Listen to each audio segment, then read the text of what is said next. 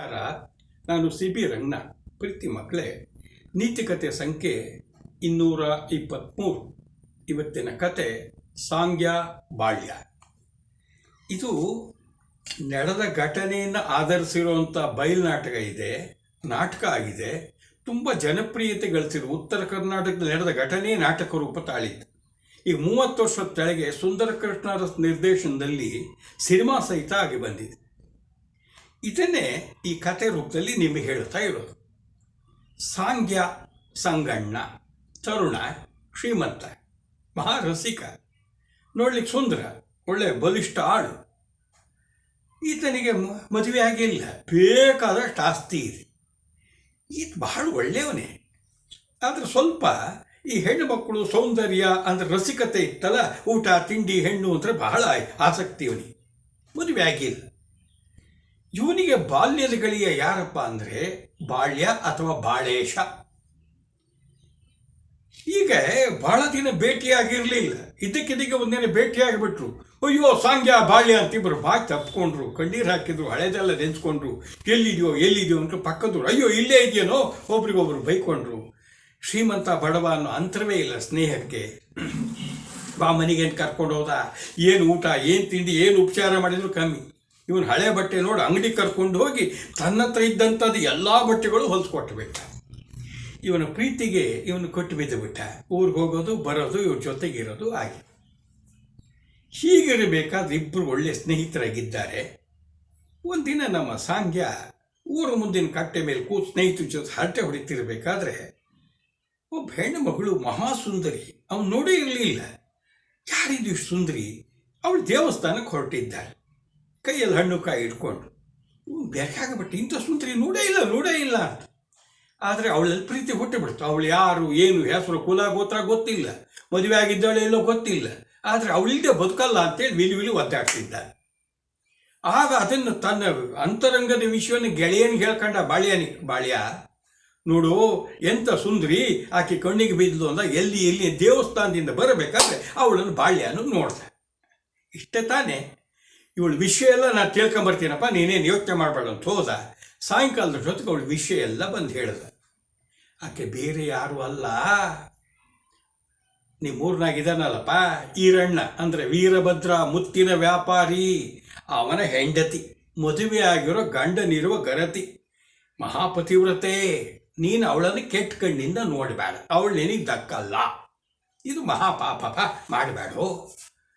ಮಕ್ಕಳೇ ಇಲ್ಲ. ಆತ ಭಾಳ ಶ್ರೀಮಂತ, ಇಬ್ಬರಿದ್ದಾರಪ್ಪ. ಯಾರು? ಪೈಲ್ವಾನ್ರಿಬ್ಬರು ತಮ್ಮಂದ್ರಿದ್ದಾರೆ, ವಿರೂಪಾಕ್ಷಿ ಬಸಂತ ಅಂತ. ಅವ್ರ ತಂಟಿಗೆ ಹೋಗೋಂಗೇ ಇಲ್ಲ. ಬೇಕಾದ್ರೂ ಶ್ರೀಮಂತರು, ಆಳು ಕಾಳು ಎಲ್ಲ ಇದ್ದ ಗೊರಡಿ ಪಟುಗಳು. ಹುಷಾರು ಅಂತ. ಇಷ್ಟೆಲ್ಲ ಅವಳು ಗಂಡ ಮದುವೆ ಆಗಿರೋಳು, ಗಂಡ ಇದ್ದಾನೆ, ಸಂಸಾರ ಇದೆ, ಬಹಳ ಕಷ್ಟ ಅಂತ ಹೇಳಿದ್ರು ಸಹಿತ ನಮ್ಮ ಸಾಂಗ್ಯನ ಮನಸ್ಸು ಗಂಗಾಳ, ಅವಳ ಹೆಸರೇ ಗಂಗಾಳ ಹಿಂದೆ ಹೋಗ್ತಾ ಇದೆ. ಏನು ಮಾಡಿದ್ರು ತೊಳ್ಕೊಳಕ್ಕಾಗಲೇ ಇಲ್ಲ. ಸ್ನೇಹಿತನ ಮುಂದೆ ಸ್ನೇಹಿತ ಎಷ್ಟು ಸಮಾಧಾನ ಮಾಡಿದೆ, ಬ್ಯಾಡೋ ಅಂತ. ಇವನು ಮನಸ್ಸೀಗ ಏನಾದರೂ ಮಾಡಿ ಪ್ರಯತ್ನ ಪಡಬೇಕು, ಅವಳಿಲ್ಲದೆ ಬದುಕಕ್ಕೆ ಆಗಲ್ಲ ಅನ್ನಿಸ್ತಿದೆ. ಎಲ್ಲ ಪರಿಸ್ಥಿತಿ ತನಗೆ ವಿರುದ್ಧವಾಗಿದ್ದಾವೆ, ಏನಾದರೂ ಮಾಡಿ ಹೊಲಿಸ್ಕೋಬೇಕು ಅಂತ. ಅವನಿಗೆ ಒಂದು ದಾರಿ ಸಿಕ್ತು. ಇವನು ಸೋದರತ್ತೆ ಯಾರು? ಪಾರವ್ವ ಗಂಗನ ಮನೆಗೆ ಹೋಗಿ ಬಂದು ಬಹಳ ಆಕೆಗೆ ಸಹಾಯ ಮಾಡ್ತಾ ಇದ್ದವನು. ಅಂತರಂಗದ ಗೆಳತಿ ಇದ್ದಂಗೆ, ವಯಸ್ಸಿನಲ್ಲಿ ಹಿರಿಯಳಾದರೂ ಸಹಿತ. ಅವಳು ಹುಡುಗರಿಗೆ ಕೊಟ್ಟು ತನ್ನ ಅತ್ತೆಯನ್ನು ಹೊಲಿಸ್ಕೊಂಡು ನೀನು ಯಾರವ ಗೆಳತಿ, ಸೌಕಾರ್ತಿ ಅಂತೇಳಿ ಅವಳ ಬಗ್ಗೆ ವಿಷಯವನ್ನು ತಿಳ್ಕೊಂಡು ಇನ್ನೂ ಸಹಿತ ಖುಷಿ ಪಟ್ಕೊಳ್ತಿದ್ದ. ಹೀಗಿರಬೇಕಾದ್ರೆ ಅವಳು ಕೇಳಿದ್ಲು, ಯಾಕೆ ಇಷ್ಟೊಂದು ವಿಚಾರಿಸ್ತೀಯಲ್ಲ ಈಕಿನ? ನೋಡು, ನೀನಿನ್ನು ಹುಡುಗ, ಗಂಡುಳು ಗರ್ತಿ ಬಗ್ಗೆ ಹಿಂಗೆಲ್ಲ ಆಸಕ್ತಿ ತಾಳಬಾರ್ದು ಅಂತ ಎಚ್ಚರಿಸಿದ್ಲ. ಸುಮ್ಕೆ ಕೇಳಿದೆ ಅಂತ ದಾಟಿಸಿದ್ದ. ಅವತ್ತೇನಾಗಿದೆ, ಊರಲ್ಲಿ ಜಾತ್ರೆಗೆಲ್ಲ ಸೇರಿಬಿಟ್ಟಿದ್ದಾರೆ ಜನ. ಏನು ಸಂಭ್ರಮ ಸಡಗರ, ಬಾಬಾ. ಆಗ ಜಾತ್ರೆಗೆ ಗಂಗನ ಜೊತೆಗೆ ಒಬ್ಬಳೆ ಹೋಗೋಂಗಿಲ್ಲ, ದೊಡ್ಡ ಮನೆ, ಗಂಡ ಊರಾಗೆ ಇಲ್ಲ, ಮೈದಂದ್ರು ಕೆಲಸ ಕಾರ್ಯ ಅಂತ ಇದ್ದಾರೆ. ಆಗ ಅವಳಿಗೆ ಸಿಕ್ಕಿದ್ಯಾರಪ್ಪ ಅಂದರೆ ಹಿರಿಯ ಗೆಳತಿ ಪಾರವನೆ. ನೋಡ್ಲಿಕ್ಕೆ ಗಂಗಾ 30-32 ವರ್ಷ, ಮದುವೆ ಆಗಾಗಲೇ 10-13 ವರ್ಷ ಆದರೂ ಸಹಿತ ನೋಡ್ಲಿಕ್ಕೆ ಭಾಳ ಚಂದ, ಒಳ್ಳೆ ತಳ್ಳು ಒಳ್ಳೆ ಮೈಕಟ್ಟು, ನೋಡಲಿಕ್ಕೆ 2 ಕಣ್ಣು ಸಾಲು ಅಷ್ಟು ಉದ್ದು ಜಡಿ, ಬಟ್ಲು ಗಣ್ಣು, ನಡ್ಕೊಂಡು ಹೋದರೆ ಒಳ್ಳೆ ನವಿಲಿನ ನಡಿಗೆ. ಇವಳು ನೋಡಿ ಏನು ರೇಷ್ಮೆ ಸೀರೆ ಹುಟ್ಟಿದ್ದಾಳೆ, ಮೈ ತುಂಬ ಆಭರಣ ಹಾಕೊಂಡಿದ್ದು ನೋಡಿ ಪಾರವನಿಗೆ ಒಂದು ರೀತಿ ಅಯ್ಯಯ್ಯೋ ನಾನೇ ಗಂಡಾಗಿದ್ರೆ ಎಷ್ಟು ಚೆನ್ನಾಗಿತ್ತು ಅನ್ನಿಸ್ಬಿಡ್ತು. ಹೇಳಿದ್ಲು, ತಾಯಿ ಎಷ್ಟು ಚಲೋ ಇದ್ದೀಯೇ, ನೋಡ್ಲಿಕ್ಕೆ 2 ಕಣ್ಣು ಸಾಲದು ಅಂತ.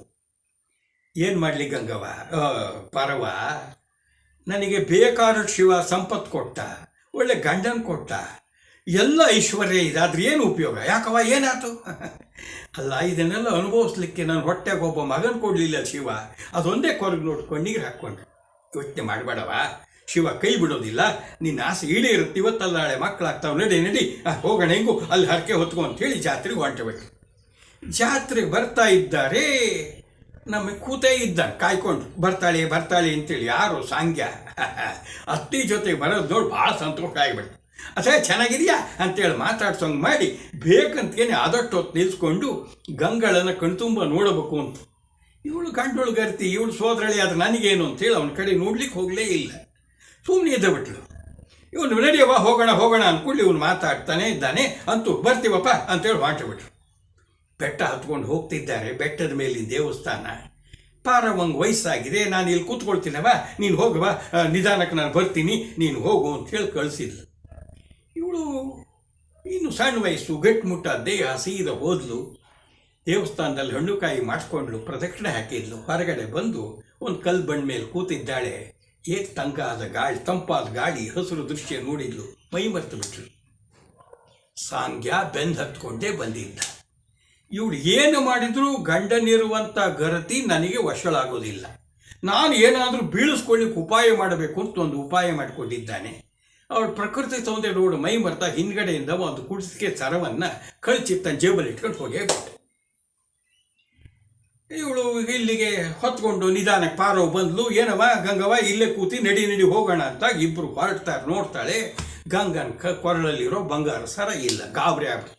ಗಂಡ ಭಾಳ ಪ್ರೀತಿ ಮಾಡ್ತಾನೆ, ಆದರೆ ಸರಾಗಿರ ಕಳ್ಕೊಂಡ್ರೆ ಮೈ ಮುರಿದು ಬಿಡ್ತಾನೆ. ಅಯ್ಯೋ ಪರವ, ಏನು ಮಾಡಲಿ, ಎಲ್ಲಿ ಹೋತೆ ಇಲ್ಲೆಲ್ಲಿ ಹುಡುಕೋದೆ ಅಂತೇಳಿ ಕಣ್ಣೀರು ಹಾಕ್ಬಿಡಿ. ಅದ್ರ ಮಾಡಿ ನಡಿ ಮನೆಗೆ ಹೋಗೋಣ, ಏನಾದ್ರು ಒಂದು ದಾರಿ ಮಾಡಿದ್ರಾತು ಅಂತ ಧೈರ್ಯ ಹೇಳಿ ಕರ್ಕೊಂಡು ಹೋಗ್ತಿದ್ದಾಳೆ. ಸರ ಕದ್ದು ಕಳ್ಳ ಇದ್ದಲ್ಲ, ಎದುರಾದ. ಅತಿ ಚೆನ್ನಾಗಿದೆಯೇನು, ಯಾಕೋ ಗಡಿ ಬಿಡಿ ಗಾಬರಿ ಆಗಿರಲ್ಲ, ಏನಾಯ್ತು, ಏನಾರು ಅನಾಹುತ ಆತ್ನ, ನನ್ನ ಕೈಯಿಂದ ಏನು ಸಹಾಯ ಬೇಕು ಅಂತ ಕೇಳ್ತಿದ್ದ. ಯಾಕೆಂದ್ರೆ ಆಪತ್ತು ಬಂದಿದ್ದೆ ಇವನಿಂದ. ಏನಿಲ್ಲ ಅಂತ ಹೇಳಿದೆ. ಏನೋ ಇದು ಹೇಳು, ನನ್ನ ಹತ್ರ ಹೇಳಲಿಕ್ಕೇನವ, ನೀನು ಮಗ ಇದ್ದಂಗಲ್ವಾ ಅಂತ. ಆಕೆ ಹೇಳಕ್ಕೆ ಹೋದಾಗ ಗಂಗಾ ತಡ್ದು, ಇರಿ ಅಂಥೇಳಿ ಗಂಗನಿಗೆ ಸಮಾಧಾನ ಮಾಡಿ ಹೇಳಿ, ನೋಡಪ್ಪ ಹಿಂಗೆ ಆಗೋಗ್ಬಿಟ್ಟಿದೆ, ಏನು ಮಾಡೋದು ಗೊತ್ತಾಗ್ತಿಲ್ಲ, ಭಾಳ ಕಣ್ಣೀರು ಹಾಕ್ತಿದ್ದಾಳೆ, ಹೆದರು ಬಿಟ್ಟಿದ್ದಾಳೆ ನಮ್ಮ ಸೌಕಾರ್ತಿ. ಅತಿ ಯಾಕೆ ಹೆದರ್ಬೇಕು, ಸರ ತಾನೆ, ಯಾಕೆ ಯೋಚನೆ ಮಾಡ್ತೀಯ, ನಾನು ಮಾಡಿಸ್ಕೊಡ್ತೀನಿ ಅಂತ ಬಿಟ್ಟ. ಇವಳು ಸಿಟ್ಟು ಬಂದುಬಿಡ್ತು ಪಾರವಂಗೆ. ಅಲ್ಲೋ, ನೀನ್ಯಾರು ಅವಳಿಗೆ ಮಾಡಿಸ್ಕೊಡೋಕ್ಕೆ, ನೀನೇನಾಗಬೇಕು, ನಿನಗೇನು ಸಂಬಂಧ ಅಂತ. ಅಯ್ಯೋ, ಏನೋ ಕಷ್ಟದಲ್ಲಿದ್ದಾರಲ್ಲ ಅಂತ ಹೇಳಿದ್ನಪ್ಪ, ಸಂಬಂಧನೇ ಇರಬೇಕು ಅಂತನೇನು, ಸಂಬಂಧ ಆಮೇಲೆ ಮಾಡ್ಕೊಂಡ್ರೆ ಆತು ಅದು ಬಿಟ್ಟ. ಒಂದೊಂದು ಮಾತಿಗೆ ಎಲ್ಲೆಲ್ಲೋ ಸಂಬಂಧ ಹೋಗಿದ್ದು ನೋಡಿ ಸಿಟ್ಟು ಬಂತು. ಹೊಗೆ ನೀನು ಸಾವಾಸನೆ ಬೇಡ ಅಂತೇಳಿ ನಡೆಯುವ ಹೋಗೋಣ ಅಂತ ಕರ್ಕೊಂಡು ಹೊರಟೇ ಬಿಟ್ಟು. ಸರಿ ಮನೆಗೆ ಹೋದ್ಲು. ಗಂಗನ ಹೆದರಿಕೆ, ಏನು ಮಾಡೋದು ಗೊತ್ತಾಗ್ತಿಲ್ಲ, ಸಮಾಧಾನ ಮಾಡಿ ಕಳಿಸಿ ಅಂತೂ ಇವಳು ಬಂದಿದ್ದಾಳೆ. ಪಾರವ್ವ ಮನೆಗೆ ಬಂದು ಕೂತು ಬಿಟ್ಟಿದ್ದಾನೆ ಸೋದರಳಿಯ ಹುಡುಗರೇ ಹಿಡ್ಕೊಂಡು. ಜಾತ್ರೆಗೆ ಹೋಗಿದ್ನಲ್ಲ, ನೆನಪ ತಗೋ ರೇಷ್ಮೆ ಸೀರೆ ಅಂತ ಕೊಟ್ಟ. ಪುಸಲಾಯಿಸ್ತಾ ಇದ್ದಾನೆ. ಅಲ್ಲಪ್ಪ, ನೀನು ಯಾಕೆ ಮೇಲಿಂದ ಮೇಲೆ ಹಿಂಗೆ ನನ್ನ ಉಡುಗೊರೆ ತಂದು ಕೊಡ್ತಿದ್ದೀ, ಇದೆಲ್ಲ ನನಗೆ ಸರಿ ಹೋಗೋದಿಲ್ಲ ಏನಪ್ಪ ಅಂತ. ಇದೇನು ಇನ್ನೂ ದೊಡ್ಡ ತಂದು ಕೊಡ್ತೀನಿ ನೋಡು. ಅತ್ತೆ, ನಿನ್ನ ಹತ್ರ ಸುಳ್ಳೇನು ಹೇಳಲಿ, ನೀನು ಸಾವು ಕಾಡ್ತಿಲ್ಲ, ನನ್ನ ಮನಸ್ಸು ನೆಟ್ಟು ಬಿಟ್ಟಿದೆ. ಅವಳಿಲ್ಲದೆ ನಾನು ಬದುಕೋದಿಲ್ಲ, ಏನಾದರೂ ಮಾಡಿ ನಾವಿಬ್ಬರು ಸೇರಿಸಿ ಪುಣ್ಯ ಕಟ್ಕೋ, ಪುಣ್ಯ ಕಾಲಿಗೆ ಬೀದ. ಪಾರವ್ವನಿಗೆ ಇದು ಅಸಹ್ಯ ಅನ್ನಿಸ್ತು. ತಾನು ಕುಂಟಲ್ ಗಿತ್ತಿ ಆಗಿಬಿಡ್ತೀನಿ, ಈ ಗಂಡೋಳು ಗರ್ತಿ ನಂಬಿದ್ದಾಳೆ, ಇವರಿಬ್ಬರು ಸೇರಿಸೋದು ಹೇಗೆ, ಚಾಚಾ. ಆದರೆ ಇವನು ಕೊಡೋ ಉಡುಗೊರೆ, ಅಯ್ಯೋ ಪಾಪ, ಎಷ್ಟಾದರೂ ತನ್ನ ಸೋದರಳಿಯ ಬಂಗಾರದ ಆಸೆ ಬೇರೆ. ಆಯಿತು, ದೇವರು ಮಾಡ್ದಂಗೆ ಆಗಿ ಅಂತ ಹೇಳಿಬಿಟ್ರು. ಇಷ್ಟು ಹೇಳಿ ಸಾಕಿತ್ತು. ನೋಡಿ, ನಿಂಗೆ ಸರ ಅಂದ. ಆಕಿದು ಸರ ಕೊಡ್ತೀನಿ, ಗಂಗವಂಗೆ ಸರ ಮಾಡಿಸ್ಕೊಡ್ತೀನಿ, ನೀವು ಅದೇ ಥರದೊಂದು ಕೊಡ್ತೀನಿ ಕೂಡಲೇ ಇವಳಿಗೂ ಬಾಡುವಳು ಆಸೆ ಇತ್ತು, ಒಪ್ಕೊಂಬಿಟ್ರು. ಸೀದಾ ಮಾರನೇ ದಿನ ಹೋದ್ಲು. ಬಹಳ ಗಂಗಾ ಬೇಸರದಲ್ಲಿದ್ದಾಳೆ.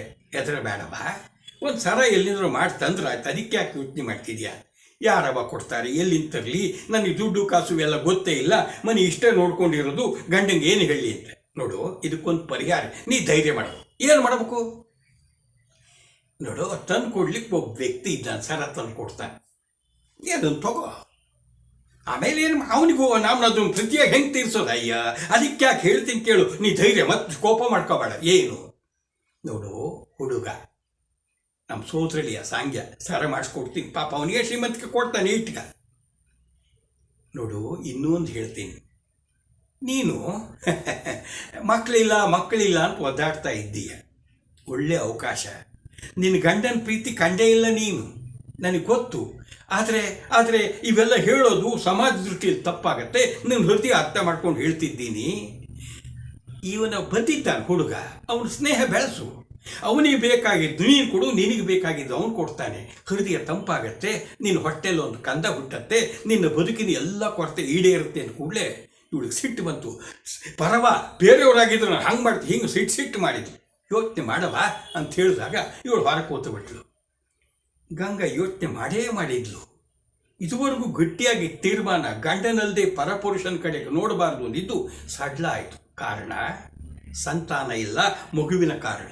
ಹೌದು, ನಾನು ಎಷ್ಟೇ ಬೇಡ ಅಂದ್ರೂ ಸಾಂಗ್ಯ ನೋಡಿ ಭಾಳ ಚೆಲುವ, ಚಂದ ಇದ್ದಾನೆ, ಮಹಾ ರಸಿಕ, ಒಳ್ಳೆ ಮಾತುಗಾರ.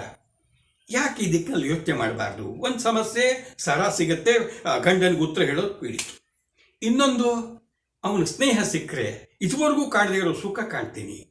ಜೊತೆಗೆ ಅಯ್ಯೋ, ನನಗೆ ಮಗುವಿನ ತಾಯಿ ಆಗಿಬಿಟ್ರೆ ಬಂಜೇನೋ ಅಪ್ಪ ದೂರ ಆಗಿಬಿಡ್ತೀನಿ ಅಂಥೇಳಿ ಅಂತೂ ಇಂತೂ ಅವಳ ಮನಸ್ಸು ದುರ್ಬಲವಾಗಿಬಿಡ್ತು. ವಿಷಗಳಿಗೆ ಒಪ್ಪಿಗೆ ಕೊಟ್ಟೇ ಬಿಟ್ಲು ಪಾರವನಿಗೆ ರೊಟ್ಟಿ ಜಾರಿ ತುಪ್ಪದಲ್ಲಿ ಬಿದ್ದಂಗಾಯ್ತು. ಹೋದ್ಲು, ಸಾಂಗ್ಯಂಗೆ ಹೇಳೇ ಬಿಟ್ಲು. ಅವನು ಎತ್ತು ಕುಣಿದಾಡ್ಬಿಟ್ಟ ಮುದುಕಿನೇ. ಸೀದಾ ರಾತ್ರಿ ಕಾಯ್ತಾ ಇದ್ದಾಳೆ. ಯಾರು? ಗಂಗಾ. ಅವಳ ಮನೆಯಲ್ಲಿ ಗಿತ್ಲ ಕತ್ಲಿದ್ದಾಗ ಯಾರಿಗೂ ಕಾಣ್ತಿದ್ದಂಗೆ ಬಂದು ಬಾಗಿಲು ತೆಗೆದು ಒಳಗಡೆ ಮಾಡಿಕೊಂಡ್ಳು. ಚಪ್ಪಲಿ ಬಿಟ್ಟು ಒಂದು ಒಳಗೆ ಹೋದ. ನಗುತ್ತಿದ್ದಾಳೆ. ನಗು ನೋಡಿ ಇವನಿಗಾಗಲೇ ಇವನೂ ನಕ್ಕ. ಅವಳವನಿಗೆ ಊಟ ಇಟ್ಲು, ಹೊಟ್ಟೆ ತುಂಬ ಊಟ ಹಾಕಿದ್ಲು. ಇವನು ಅವಳನ್ನು ನೋಡ್ಕೊಂಡು ಏನು ಜೀವನದಲ್ಲಿ ಇಂಥ ಸಂತೋಷ ಊಟವೇ ಮಾಡಿಲ್ಲ. ಮತ್ತೆಲ್ಲಪ್ಪ ನನ್ನ ಸರ ಅಂದ ಕೂಡಲೇ ಕದ್ ಸರವನ್ನು ಅವಳಿಗೆ ಹಾಕಡ. ಇಬ್ಬರು ಸಹಿತ ಒಂದಾದರು. ರಾತ್ರಿಯೆಲ್ಲ ಸುಖ ಸಂತೋಷದಲ್ಲಿ ಸಂಭ್ರಮಿಸಿದ್ರು. ಇದೇ ರೀತಿ ಹಲವು ರಾತ್ರಿಗಳು ಕಳೆದ್ರು. ಅವ್ರೇನು ಹಾಡ್ತಾರೆ, ಕುಣಿತಾರೆ, ಕುಪ್ಪಳುತ್ತಾರೆ, ಸಂತೋಷ. ಹೊರಗಡೆ ಏನಾಗ್ತಿದೆ ಗೊತ್ತಿಲ್ಲ. ಆದರೆ ಈ ಗಲಾಟೆ, ಈ ಸದ್ದು, ಹರ್ಷ, ನಗು ಇಡೀ ಊರಿನವರೆಲ್ಲ ಗಮನಿಸ್ಬಿಟ್ಟು ಬೆಕ್ಕ ಯಾವತ್ತು ಕಣ್ಣು ಮುಚ್ಕೊಂಡು ಹಾಲು ಕುಡ್ದಂಗೆ ಆಗಿಬಿಡ್ತು. ಇದು ಹಲವು ದಿನ ಆಗೋಗ್ಬಿಟ್ಟಿದೆ. ಊರಿಗೆ ಹೋಗಿದ್ದಂಥ ನಮ್ಮ ಈರಣ್ಣ, ಯಾರು ಗಂಗಾಳ ಗಂಡ, ಮುತ್ತಿನ ವ್ಯಾಪಾರಿ ಬಂದ. ಅವನು ಬರೀ ಗರಡಿ ಮನೆ ಸಾಮ್ ಮಾಡಿಸು, ತಮ್ಮದನ್ನು ತಯಾರು ಮಾಡು ವ್ಯಾಪಾರ, ಹೊಲ ಮನೆ ಅಷ್ಟೇ ಆಗಿ ಹೆಂಡತಿ ಕಡೆ ಗಮನ ಕೊಟ್ಟಿರಲಿಲ್ಲ. ಇವನು ಊರಿಗೆ ಬರ್ತಿದ್ದಂಗೆ ಜನ ಎಲ್ಲ ವ್ಯಂಗ್ಯವಾಗಿ ಏನೇನೋ ಮಾತಾಡೋಕ್ಕೆ ಶುರು ಮಾಡಿಬಿಟ್ರು. ಏನವ ಏನು ಚೆನ್ನಾಗಿದೆಯೇನಪ್ಪ ಸಾವುಕಾರ, ನೀನು ಹೊರಗಡೆ ಹೋಗಿದ್ದು, ನಿನ್ನ ಮನೆಗೆ ಏನೋ ಆಗಿದ್ದು, ಏನಾತು ಅಂದ್ರೆ ಯಾರು ಏನು ಹೇಳಲೇ ಇಲ್ಲ. ಏನೇನೋ ಹೋಗಿರುವ ಮಾತಾಡ್ತಿದ್ದ, ಯಾರು ಎದುರಿಗೆ ಮಾತಾಡ್ತಾ ಇದ್ದು. ಸೀದಾ ಮನೆಗೆ ಬಂದ. ಯಾಕೋ ತನ್ನ ಮನೆಯೇ ಅನ್ನಿಸ್ತಿಲ್ಲ. ತನ್ನ ಪ್ರೀತಿ ಹೆಂಡ್ತಿ ಯಾವಾಗಲೂ ತಾನು ಅಂದ್ರೆ ದೇವ್ರ ಕಣ್ಣಂಗೆ ಕಾಣೋಳು, ಬಂದು ಕೂಡಲೇ ಓಡೋಗಿ ಬರಮಾಡ್ಕೊಳ್ಳು ಕೈ ಹಿಡಿದು. ಅವನು ಬಂದರೆ ಅವನಿಗೆ ಮುಖ ಅರಳಿಲ್ಲ, ಸಂತೋಷ ಆಗಿಲ್ಲ. ಏನೋ ಭಯ, ಏನೋ ಹೆದರಿಕೆ, ಏನೋ ತಪ್ಪು ಮಾಡ್ದಂಗೆ ತನ್ನನ್ನು ದಿಟ್ಟಿಸಿ ನೋಡ್ತಾ ಇಲ್ಲ. ತಾನು ಮಾತಾಡಿದ್ರು ಹಿಂಜರಿಕೆ. ಇದು ಯಾಕೆ ಹಿಂಗೆ? ಗಂಗಾ ಯಾಕೆ ಏನಾಯ್ತು? ಹುಷಾರಿಲ್ಲೇನು? ಇಲ್ಲ, ಚಲೋ ಇದ್ದೀನಿ. ಸರಿ, ಕೈ ಕಾಲು ತೊಳ್ಕೊಳಕ್ಕೆ ನೀರು ಕೊಟ್ಲು. ಊಟ ಕೂತ. ಊಟ ಬಡಿಸ್ತಿರ್ಬೇಕಾದ್ರು ಅಷ್ಟೇ, ಏನೋ ರೊಟ್ಟಿಗೆ ಎಣಗಾಯಿ ಹಾಕು, ಇದು ಹಾಕು ಅಂದ್ರೆ ಸುರಿತಿದ್ದಾಳೆ. ಯಾತ್ಲಗೋ ಯೋಚನೆ ಮಾಡ್ತಿದ್ದಾಳೆ. ಏನಾಯ್ತು ಅಂತ ಇವಳು ಸಿಟ್ಟು ಮಾಡ್ದ. ಏನಿಲ್ರಿ ಅಂದ್ಲು. ಅಷ್ಟೊತ್ತಿಗೆ ತಮ್ಮಂದರು ಬಂದರು. ಒಂದು ವಿಷಯ ತೀರ್ಮಾನ, ನನ್ನ ಗಂಗಾ ಏನೋ ಆಗಿದೆ. ಊರಿನ ಜನ ಮಾತಾಡ್ತಿರೋ ಹಂಗೆ ಇವಳು ಯಾರಿಗಾರು ಮನಸ್ಸು ಕೊಟ್ಬಿಟ್ಟಿದ್ದಾಳ. ಛೆ ಅಂತವಳಲ್ಲ, ಏನಾದರೂ ಪರೀಕ್ಷೆ ಮಾಡಬೇಕು ಅಂತ ತೀರ್ಮಾನ ಮಾಡ್ದ. ಗಂಗಾ, ನಾ ಬಂದು ಸಂತೋಷ ಆತ್ರಿ ಅಂದ್ಲು. ಮುಖದಾಗ ಸಂತೋಷ ಇಲ್ಲ. ಸರಿ ಗಂಗಾ, ನೋಡು, ನಿನಗೆ ಬಂದು ಹೊಂಟಿಬಿಟ್ಟೆ. ನಾನೀಗ 8 ದಿನ ಮನೆಗಿರಲ್ಲ, ಬೈಲೊಂಗ್ಲಕ್ಕೆ ಹೋಗಿ ಬರಬೇಕು, ಭಾಳ ಕೆಲಸನೇ ಐತಿ. ಅಣ್ಣ ನೀನು ಹೋಗ್ಬಾ, ನಾವು ಮನೆ ನೋಡ್ಕೊಳ್ತೀವಿ, ಅತ್ತಿಗೆ ನೋಡ್ಕೊಳ್ತೀವಿ, ಏನು ಯೋಚನೆ ಮಾಡ. ಅಯ್ಯೋ ಮೂರ್ಖರ, ನೀವು ಕರ್ಕೊಂಡು ಹೋಗ್ಬೇಕು. ಏನು ಗಂಗಾ, ಏನು ಯೋಚನೆ? ಅತ್ತಿಲ್ಲಿ ಹೋಗಿ ಬರ್ರಿ ಅಂದ್ಬಿಟ್ಟು. ಊರಿಗೆ ಹೋಗ್ತೀನಿ, ಬ್ಯಾಡ್ರಿ ಹೋಗ್ಬೇಡ್ರಿ, ನಾನು ಒಬ್ಬಳೇ ಹೆಂಗಿರ್ಲಿ ಅಂತ ಅವಳು ಇವತ್ತು ನೀವು ಮನಸ್ಸಿನ ಹೋಗಿ ಬರ್ರಿ ಅಂತ ಹೇಳ್ತಿದ್ದಾಳೆ. ಓಹೋ, ಸರಿ ತಮ್ಮಂದ್ರೂ ಕರ್ಕೊಂಡು ಹೋಗ್ತೀನಿ, 8 ದಿನ ಇರಲ್ಲ ಗಂಗಾ ಕೇಳಿಸ್ಕೊ, 8 ದಿನ ಮನೆ ಕಡೆ ಜ್ವಾಪಾನ ಅಂತೇಳಿ ತಮ್ಮಂದ್ರು ಕರ್ಕೊಂಡು ಹೊರಟೆ ಬಿಟ್ಟ. ಯಾವಾಗ ವಿರೂಪಾಕ್ಷಿ ಊರಲ್ಲಿಲ್ಲ, ತಮ್ಮಂದ್ರಿಲ್ಲ, ಸುದ್ದಿ ಹೋಯ್ತು. ಕಾಯ್ತಾ ಇದ್ದಲ್ಲ ಬಕಪಕ್ಷಿ ಹಂಗೆ. ಸಂಗ್ಯಾ ಮುಂದ್ಗಡೆ ಬರೋ ಧೈರ್ಯ ಇಲ್ಲ, ಹಿಂದ್ಗಡೆ ಗೋಡೆ ಹಾಕೊಂಡು ಚಪ್ಪಲಿ ಬಿಟ್ಕೊಂಡು ಸೀದಾ ಮನೆ ಒಳಗೆ ಬಂದ್ಬಿಟ್ಟ. ಗಂಗಾ ಸಂಗ್ಯಾ ಇಬ್ಬರು ಸಹಿತ ಮಾತಾಡ್ತಿದ್ದಾಗ ಯಾಕೋ ಗಂಗನಿಗೆ ಹೆದರಿಕೆ, ನೀವು ಬರಬಾರ್ದಿತ್ತು, ಯಾಕೋ ನಂಗೆ ಕಳವಳ ಅಂತಿದ್ದಾಳೆ. ಅಷ್ಟೊತ್ತಿಗೆ ಯಾರೋ ಬಾಗಿಲು ತಟ್ತಾ ಇದ್ದಾರೆ. ಎದೆ ದಸಕ್ಕಂದು ಏನಾಯ್ತು ಅನ್ನೋಷ್ಟೊತ್ತಿಗೆ ನೋಡಿದರೆ ಗಂಡನ ಧ್ವನಿ ಮೇವ್ತ ಬಿಟ್ಟ. ಇವಳು ಸಾತ್ತೆ ಅನ್ಕೊಂಡ್ಳು. ಹೆದರಬೇಡ, ಎಲ್ಲಿ ಬಚ್ಚಿಟ್ಕೊಳ್ಳೋದೇನ್ರಿ, ಏನ್ರಿ ಆತ್ರಿ, ಅವ್ನ ಕೈಗೆ ಸಿಕ್ಕರೆ ಸಾಯಿಸ್ಬಿಡ್ತಾರ್ರಿ, ನಾವಿಬ್ಬರು ಸತ್ವಿ ಅಂತ. ಹೆದರಬೇಡ ಅಂತ ಹೇಳಿದವನು ಹಿಂದ್ಗಡೆಯಲ್ಲೂ ಗೋಡೆ ಹತ್ರ ಅಡುಕೊಂಡ. ಬಾಗಿಲು ತೆಗಿಲು, ಯಾಕೆ ದೊಡ್ಡ ಬಾಗಿಲು ತಡ ಆಯ್ತು ತೆಗೆಯಕ್ಕೆ, ಎಲ್ಲಿದ್ದಾನ ಸುಳೆ ಮಗ ಅಂತ ಹುಡ್ಕೊಂಡು ಬಂದೇ ಬಿಟ್ಟು. ಅವನಿಗೆ ಖಾತ್ರಿ ಇತ್ತು, ಮಾತಾಡೋ ಸದ್ದೆಲ್ಲ ಕೇಳಿದ್ದ. ಗಂಡು ಧ್ವನಿ ಸೀದಾ ಒಳಗೆ ಬಂದು ಹುಡುಕ್ತಾ ಸಿಕ್ತಿಲ್ಲ. ಆದರೆ ಬಾಗಿಲಿಂದ ಅಡ್ಕೊಂಡು ನೀವು ಓಡಕ್ಕೆ ಹೋದಾಗ ಹಿಡ್ಕೊಂಡು ಬಿಟ್ಟ. ಕತ್ಲ ಗೊತ್ತಾಗಲಿಲ್ಲ. ಇಬ್ಬರು ಬಲಿಷ್ಠ ಆಳುಗಳು, ಇಬ್ಬರು ಒಬ್ರಿಗೊಬ್ರು ತಪ್ಪಿಸ್ಕೊಂಡು ಕೊನೆಗೂ ಸಹಿತ ಇವನು ಗೋಡೆ ಹಾಕ್ಕೊಂಡು ಓಡೋಗೇ ಬಿಟ್ಟ ಸಾಂಗ್ಯ. ಆದರೆ ಅವನ ಪೇಟ ಮಾತ್ರ ನಮ್ಮ ಈರಣ್ಣನ ಕೈಗೆ ಸಿಕ್ಕಿಬಿಡ್ತು. ಸೊಳೆ ಮಗ ತಪ್ಪಿಸ್ಕೊಂಡ ಅಂತಿದ್ದಾನೆ. ಅಷ್ಟೊತ್ತಿಗಿಬ್ಬರು ತಮ್ಮಂದ್ರು ವಿರೂಪಾಕ್ಷಿ ಬಸಂತ ಬಂದರು. ಅಣ್ಣ ಏನಾಯ್ತು, ಎಲ್ಲಿ ಸಿಕ್ಕನ, ಎಲ್ಲಿ ಸಿಕ್ತಾನೋ, ನಸ್ಲಿ ಹರಾಮ್ ತಪ್ಪಿಸ್ಕೊಂಡು ಓಡೋಗ್ಬಿಟ್ಟ. ಯಾವನೂ ಗೊತ್ತಿಲ್ಲ, ಕತ್ಲಾಗ ಮುಖ ಸಹಿತ ಕಾಣಲಿಲ್ಲ. ಏನು ಮಾಡು ಅಣ್ಣ, ಏನು ಸಿಕ್ತು? ಪೇಟ, ಅವನ ರುಮಾಲ್ ಇದ ನೋಡಿ ಇದೀನಿ. ಓಹೋ, ಮ್ಯಾಲಿನ ಮನೆ ಸಾಂಗ್ಯಾ ಅಂತ ಇದು ಒಂದು ಕೂಡಲೇ ಮೈಯೆಲ್ಲ ಹೊಡೆದು ಹೋಗ್ತಾ. ಸಾಂಗ್ಯಾ ಬಂದು ನನ್ನ ಹೆಂಡತಿ ಮೈ ಮೇಲೆ ಕೈ ಹಾಕ್ಯಾನ, ಇವನು ಉಳಿಸಬಾರ್ದು. ನೋಡ್ತಾರೆ ಅಲ್ಲಿ ಚಪ್ಪಲಿನೂ ಸಿಕ್ತು. ಖಾತ್ರಿ ಆಯ್ತು. ಈಗ ನಮ್ಮ ಈರಣ್ಣನಿಗೆ ಕೋಪ, ಹೆಂಡತಿ ಇಷ್ಟು ಹಾತರ ಮಾಡಿದ್ದಾಳೆ, ಕೊಂದು ಬಿಡಬೇಕು ಅಂತೇಳಿ ಕೊಡ್ಲಿ ತೊಗೊಂಡು ಹೊರಟೇ ಬಿಟ್ಟ. ಅವನ ಪ್ರೀತಿ ತಮ್ಮಂದ್ರು ಅಡ್ಡ ಬಂದು ಕೈ ಮುಗಿದು ಕಾಲು ಹಿಡ್ಕೊಂಡ್ರು. ಬ್ಯಾಡಣ್ಣ ಬ್ಯಾಡೋ.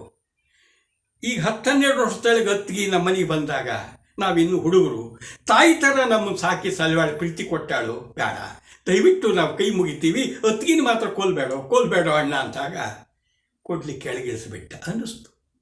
ಇದರಲ್ಲಿ ಪೂರ್ತಿ ಗಂಗಾನ ಮಾತ್ರ ತಪ್ಪಿಲ್ಲ, ನಂದು ಇದೆ. ನಾನು ವ್ಯವಹಾರ ಅಂತೇಳಿ ಅವ್ರ ಜೊತೆ ಪ್ರೀತಿಯಿಂದ ಕಾಣಲೇ ಇಲ್ಲ. ಒಂದು ಎಂಥದಾಗ ಕಂಡುಬಿಟ್ಟೆ, ಒಂದು ಮಗು ಕೊಡಲಿಲ್ಲ.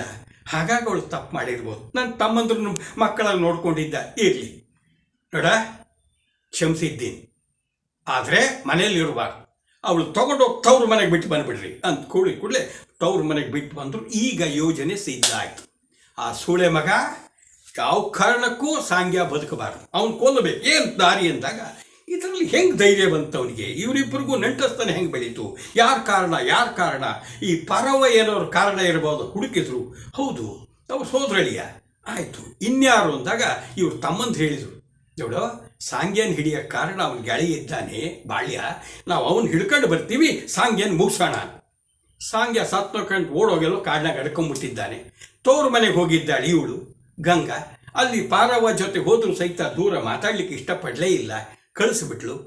ಈಗ ಇವ್ರು ಹೋಗಿ ಇಬ್ಬರು ಸಹಿತ ನಮ್ಮ ವಿರೂಪಾಕ್ಷಿ ಬಸಂತ ಹೋದ್ರು. ಅವನನ್ನು ಹೇಳಿದ್ರು, ಬಡ್ದು ಹಾಕಿದ್ರು ಬಾಳೆಶಂಗಿ. ಎಲ್ಲಿದ್ದಾನೆ ಹೇಳು ನಿನ್ನ ಗೆಳೆಯ ಮನಿಹಾಳ ಅಂಥೇಳಿ ಬಲವಂತ ಮಾಡಿ, ನೋಡ ನೀನು ಅವರು ಇರೋ ಜಾಗ ತೋರಿಸು, ನಿನ್ಗೆ 10 ಎಕರೆ ಹೊಲ ಮನಿ ಏನು ಬೇಕು ಕೊಡ್ತೀವಿ ಇಲ್ಲ. ಏನು ಮಾಡಬೇಕು? ನಿನ್ನ ಗೆಳೆಯನ ಹಿಡ್ಕೊಡ್ಬೇಕು. ಬೇಡ್ರಪ್ಪ ನನ್ನ ಜೀವದ ಗೆಳೆಯ ಅಂತ ಕೈ ಮುಗ್ದ. ನಿನ್ನ ಕೊಲ್ತೀವಿ ಅಂದ ಕೂಡಲೇ ಇವನಿಗೆ ಸಂಪತ್ತಿನ ಆಸೆ, ತನಗೆ ಜೀವದ ಆಸೆಯಿಂದ ಕರ್ಕೊಂಬಂದು ಬಿಡ್ತೀನಿ ಅಂತ ಒಪ್ಪಿಗೆ ಕೊಟ್ಟು ಬಿಟ್ಟ. ಹುಡ್ಕೊಂಡು ಹೋದ, ಸಿಕ್ಕ ಗೆಳೆಯ. ಅಯ್ಯೋ ಗಂಗಾ ನೀನು ನೋಡ್ಬೇಕು ಅಂತಾಳೋ, ನೀವಿರು ಊರು ಬಿಟ್ಟು ಹೋಗ್ಬಿಡ್ರಿ ಅಂತೇಳಿ ಹುರಿದುಂಬಿಸಿ ಕರ್ಕೊಂಡು ಬಂದ. ಮೊದಲೇ ಸಂಕೇತ ಸ್ಥಳ ಇತ್ತು, ಅಲ್ಲಿ ಬರ್ತಿದ್ದಂಗೆ ಇವನು ಜಾರ್ಕೊಂಡ. ವೀರಭದ್ರ ಈ ಕಡೆಗೆ ಬಸಂತ ವಿರೂಪಾಕ್ಷಿ ಎಲ್ಲ ಬಂದು ಕೊಡ್ಲಿ ಹಿಡ್ಕೊಂಡು ಅವನನ್ನು ತುಂಡ ಕತ್ತರಿಸ್ಬಿಟ್ರು. ನನ್ನ ಹೆಂಡತಿ ಮುಟ್ಟಿದ ಕೈಯಲ್ಲ, ಇದು ಬಾಯಲ್ವಾ ಅಂಥೇಳಿ ತುಂಡ ಕತ್ತರಿಸಿ ಹಾಕಿದ್ದಾರೆ. ಕಿರ್ಚ್ಕೊಂಡು ಈತ ಬಿದ್ದ, ಸತ್ತ. ಅವರೆಲ್ಲ ಹೋದರು. ಬಾಳ್ಯ ಎದೆದೇ ಪಡ್ಕೊಂಡ, ತನಿನಂತ ಗೆಳೆಯನ್ನು ಕಳ್ಕೊಂಡು ಬಿಟ್ಟೆ, ದ್ರೋಹಿ ಪಾಪಿ ಅಂತೇಳಿ. ಅವ್ರು ಹೋಗಿ ಶರಣಾಗತರಾದರು ಪೊಲೀಸರಿಗೆ. ನ್ಯಾಯಾಲಯದಲ್ಲಿ ಕಟ್ಲೆ ನಡೀತು. ಕೊಲೆ ಮಾಡಿದ್ದು ಒಪ್ಕೊಂಡ್ರು. ಅವರಿಗೆಲ್ಲ ಗಲ್ಲು ಶಿಕ್ಷೆ ಆಯಿತು. ಒಬ್ಬ ಮಾಡಿದ ತಪ್ಪಿಗೆ ಸಾಂಗ್ಯ ಸತ್ತ. ಗಂಗಿ ಇದ್ದು ಸತ್ತಂಗೆ ಹೆಸರು ಕೆಡಿಸ್ಕೊಂಡ್ಲು. ಇವರೆಲ್ಲ ಕೊಲೆ ಮಾಡಿ ಜೈಲಿಗೆ ಹೋದರು. ನೋಡಿ, ಸಮಾಜದಲ್ಲಿ ಯಾವತ್ತೂ ಸಹಿತ ಒಂದು ನೀತಿ ಕಟ್ಟುಪಾಡಿದೆ, ಅದನ್ನು ಯಾರೂ ಮೀರಬಾರ್ದು. ಮೀರಿದರೆ ಸರ್ವನಾಶ ಅನ್ನೋದನ್ನು ಈ ನಾಟಕ, ಈ ಕತೆ ಸಾರ್ತಾ ಇದೆ. ಯಾವತ್ತೂ ನಾವು ನೀತಿವಂತರಾಗಿ ಬದುಕಬೇಕಲ್ವಾ? ನಮಸ್ಕಾರ.